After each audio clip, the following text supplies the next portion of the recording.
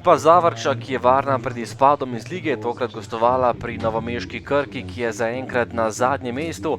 Gosti so med tednom gostovali pri Mariboru pokalu in potem, ko so igrali podaljške, na koncu vendarle izpadli iz polfinala, tokrat pa gostovali na Dolenjskem, kjer domača ekipa nujno rabi točke, ampak gostje so štartali dobro.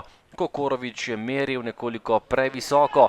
Priložnost za Bogačinija, ki je zgrešil vrata Zavrča, še napad za Novomeščane in streljal je Bogdan, ki je nekoliko zgrešil. Gostujoča vrata ostala je pri začetnih 0-0.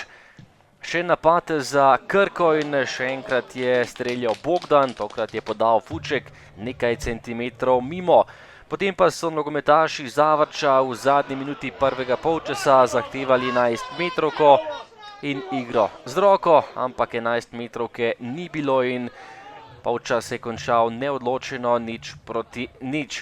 Drugi polčas in prva kombinacija za Novomeščane, tole je bil strel Josipa Fučka, obramba Kovačiča, ki je žogo zadržal, potem pa nov napad za Krko. Pred vrati je bil Filip Dangubić in zadev za 1-0. Veliko veselje v Novem mestu, podal je Majcen, Dangubić pa pred vrati najspretnejši in Krka je povedla z 1-0 v 73. minuti.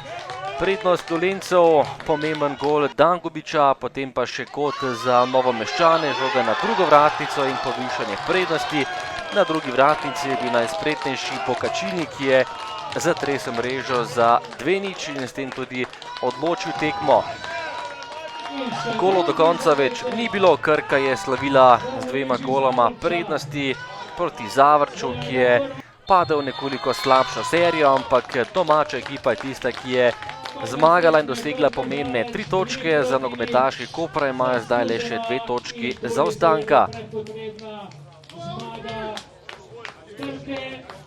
Ja, prav gotovo, ko sem prevzel to ekipo, je ta ekipa kazala nek potencial.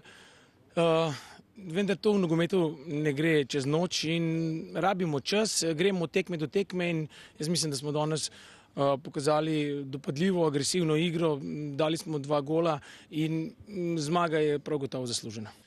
V prvem delu smo imeli nekaj priložnosti, da dosežemo gol, nismo ga, potem smo nekoliko nesrečno prejeli prvi gol in po novi napaki še drugega. Mislim, da je bila tekma do takrat izjemno enakovredna. V prvem delu smo imeli nekaj priložnosti in lahko bi odreagirali bolje. To, kar skrbi, je zdaj poškodba Cveka, kapetana ekipe. Vidi se, da je pomemben, da ga ekipa pogreša, upam, da poškodba ni prehuda. Imamo tudi precej težav s kartoni igralcev. Enostavno, izgubili smo 3 točke. Ta tekma je bila pomembna, ali bi se priključili boju za Evropo ali pa borbi za obstanek. Nažalost smo izgubili in smo v spodnjem delu, moramo se čim prej spočiti in pripraviti za naprej. Čaka naše pomembnih 5 tekem do konca letošnjega prvenstva.